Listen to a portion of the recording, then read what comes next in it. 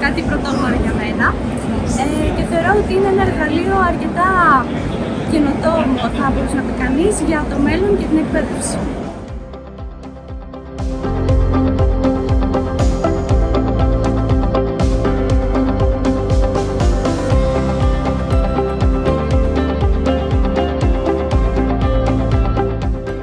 I just tried the 3D Organon platform. I found it really exciting. It was amazing how immersive its system was presented, and it was really exciting to see that these tools can help medical students involved in their career.